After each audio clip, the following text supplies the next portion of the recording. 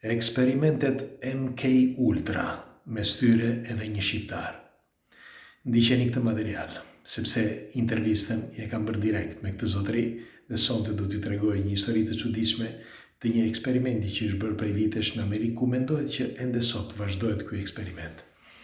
Kush është rastësisht gjithmonë, nëse nuk e ka bërë ende, t'i bëj like faqes që shihemi sërish dhe ju falenderoj që jemi përbashkë. Në vitin 2013 takova një zotëri. E takova me anë të një familjari, sepse më thoshte kishte parë emisionin në Enigma në vitin 2012 dhe mendonte që ishte një hibrid, si mund të quhet, i marrë dhe i eksperimentuar nga amerikanët. Nuk e besova fillimisht dhe mendova mos kishte ndonjë problem, i shkret i thash dhe kështu që dal nga dal, duke biseduar me të, vura re që ishte shumë i informuar për shumë gjëra. Dhe nga aty fillova dhe të studioja për sa i përket MK Ultra. Jo se nuk e dija MK Ultra, eksperimentin e famshëm, por unë mendoja që ishte ndërprer, sepse tregoi, të paktën kështu thuaj, që ky eksperiment kishte përfunduar rreth viteve 1960, sepse kishte filluar nga vitet 50 dhe nga 60-66 kishte mbaruar. Por vura re që nuk është kështu, sepse edhe rastet të tjera gjeta të njerëzve që pretendojnë që janë modifikuar, pra në mënyrë gjenetike, ose disa pjesë të trupit të tyre, dhe kanë në trupin e tyre këto mikrovalë të shpërndara nëpërmjet disa mekanizmave dhe ndaj quhen MK Ultra.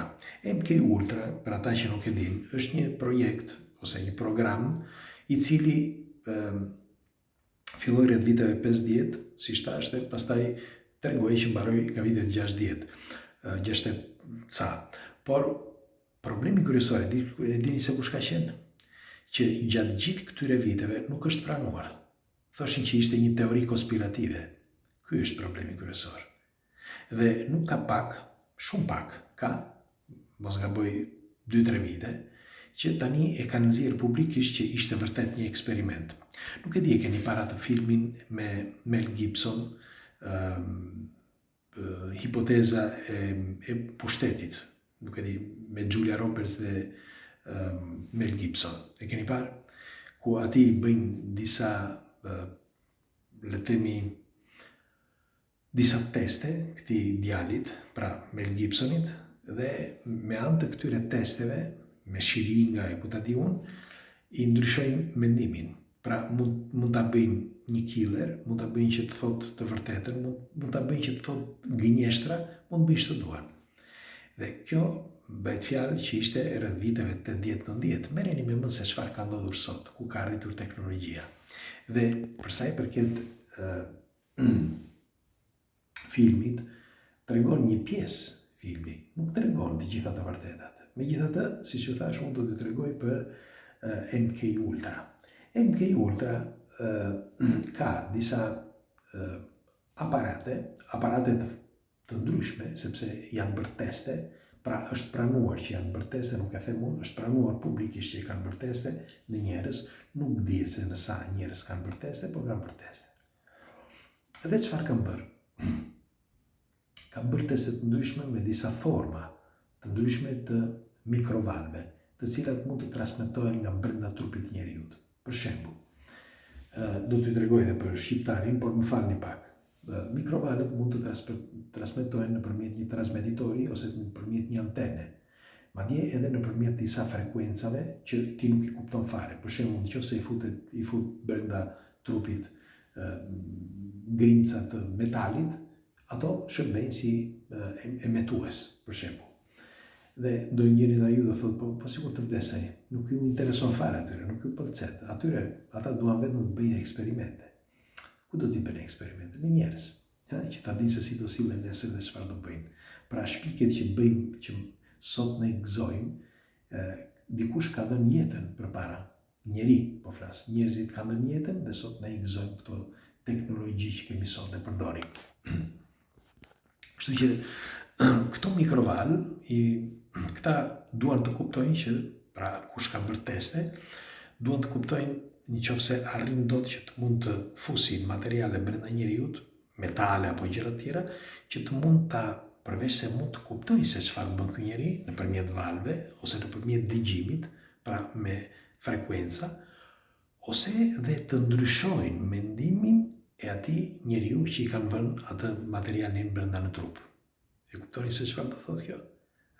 Që me kalimin e kohës mund të ta japin ty me një dozë të vogël, një gjë të tillë, dhe ti mund të bësh atë që thonë ata. Këto quhen nanoteknologji. Kjo nuk është fantazi. Këto gjëra po bëhen tani. Bile shumë prej tyre janë realizuar. Megjithatë, unë do eci përpara.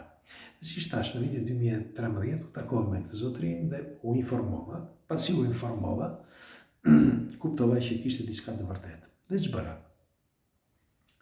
Mora i keni intervistën, Petrit Demo quhet, është miku ynë tani, dhe na ndjek edhe nëpër këto faqet tona. Është baba, prind, njeri i zgjuar, shumë i informuar, pa çka se ka patur probleme. Sipas tij, ai thoshte që ka disa mikroval të vendosura, ndoshta me anë të ndonjë sistemi që ai nuk e kupton, në trupin e tij. Sepse i dalin si pun fijesh, si fije metali, i dalin nga lëkura.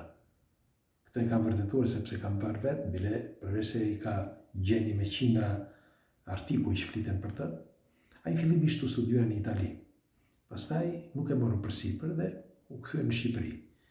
Në Shqipëri shkuam në një vend për të parë, nëse mund të bënim një test që t'i hiqnim ato fije dhe të kuptonin se çfarë ishte. Askush në fillim pranuan, pastaj askush nuk e bëri. Edhe me pagesë, askush nuk e bëri. Dhe nuk e kuptoj se përse. Megjithatë, u tërhoqën që të gjithë. Megjithatë, ai një pjesë të tyre e hoqi vetë. Si e hoqi? Sipas tij, këto fijet dalin sepse trupi, për ata që nuk e din, trupi nxjerr çdo papastërti, çdo gjë që ashtu e nxjerr jashtë. Bile mbaj mend para disa kohësh, një shoku ynë thyu shpatullën dhe copat e kockave dilnin për jashtë, dilnin dal nga lëkura. Kjo është e vërtetë. I nxirrte vetë trupi, sikur të ishin një mish i huaj brenda trupit, sepse tashmë nuk ishin më aty ku duhet të ishin. Kështu që i nxirrte trupi. E njëjta gjë dhe ky. Pra Petritit i dilnin ato fijet herë, këtu zakonisht këtu, pastaj edhe nga mbrapa, edhe këtej, edhe pas veshve, aty ku dilnin më shumë, pra në vendet më të rezervuara, si mund të quhet. Aty ku kishte më shumë djers. Dhe ai me anë të një si quhet magneti, me anë të një magneti bënte terapi çdo ditë vetë që ti tërhiqte. Me fjalë i vinte pjesë, mos ta vinte komplet trupin, por një pjesë këtej, dal, pastaj një pjesë tjetër, dhe ajo e ndihmonte sepse ja hiqte pjesë të vogla. Por ai thoshte që duhet të bëj një operacion që ta e gjithë. Për mendimin tim ai kishte gjithë trupin, nuk ishte vetëm kjo pjesa këtu. Pra ishte diçka që mbillej brenda ADN-s së tij. Megjithatë, me kalimin e kohës, ne bëm një intervistë, por me kalimin e kohës ai filloi që të rëndoi shumë, sepse nuk merrte dot frymë, nuk punonte dot, filloi dhe lante punën. Më thoshte jam të jetë i lodhur, nuk i ndjej këmbët, duhet të flej gjumë gjithmonë, jam të jetë i lodhur. Dhe ishte shumë çudi. Aty më tregoi vetëm ky, por takova edhe disa shoqet e tia dhe vajza bile, edhe njerëz të tjerë. Bile një vajzë tjetër që kishte qenë në Amerikë dhe ajo tregonte që kishte diçka. Ajo thoshte që kishte një mikrochip në kokë, kjo vajza. Kësaj nuk shkuam më tej, sepse teksa nuk bën Petritin, që ishin të dukshme, nuk ma do mendja që mund të bënin këtë vajzën të nxinin mikrochipin, qofse ajo kishte një mikrochip në kokë. Tani, ç'është e vërteta, eksperimentet e njerëz janë bërë që prej kohërave të vjetra, sepse normal, ku do t'i bëjnë eksperimentet? Do t'i bëjnë njerëz, nuk mund t'i bëjnë në kafsh. Fillimisht i bëjnë në kafsh, pastaj në njerëz për t'i transmetuar këto dhe për t'i përcjell pastaj që me kalimin e kohës të bëhen diçka që mund t'i përdori njeriu. Mirë po, në etikën e jetës, këto gjëra nuk duhet të bëhen dhe shumë njerëz janë ribeluar dhe mendojnë që një gjë e tillë te I kalon sepse bëhet pa dëshirë në tyre. Pra çdo gjë që bëhet pa dëshirë, zakonisht marrin njerëz që kanë qenë në burg ose njerëz me probleme, qoftë vajza apo qoftë djem, dhe ndonjëherë nuk u nevojiten fare këta njerëz sepse janë të rrezikshëm dhe I heqin qafe. Megjithatë, doja të thoshja që MK Ultra, që më kanë kërkuar dhe shumë prej jush që të flas, janë mikrovalë për të kuptuar së pari njerë se çfarë bën njeriu, në qoftë se mund të kuptojnë se çfarë ka njeriu dhe çfarë bën brenda vetvetes, madje edhe ta dëgjojnë, edhe sikur ai mos të flas si mund të me dikë tjetër, por të dëgjojnë edhe si mund të quhen ato, thithjen e ajrit të tij, me një fjalë kur pshertin, ku ta di unë. Madje tregohet që po zhvillohet kaq shumë kjo teknologji që mendohet që ne mund të kuptojmë edhe mendimin e njeriut, pra të subjektit. Kështu që këto eksperimente që janë bërë, përveç se tashmë janë deklaruar publikisht që janë verifikuar, por kanë sjell edhe probleme njëkohësisht në njerëzim, pra në ata që e kanë provuar, sepse një pjesë prej tyre nuk kanë arritur dot të mbijetojnë. Disa kanë qenë jetim, disa të burgosur, por sidoqoftë njerëz që dikush mund të thotë për shembull, po mirë, ku do t'i bëjmë testet? Këtë nuk po e them unë, do dëshiroj që një përgjigjen tuaj për këtë. Kështu që ky ishte diskutimi për sa I përket MK Ultra, padyshim lash shumë gjëra, por do ta diskutojmë në një moment tjetër. Megjithatë do dëshiroj një komentin tuaj. Rrofshi, faleminderit, natën e mirë.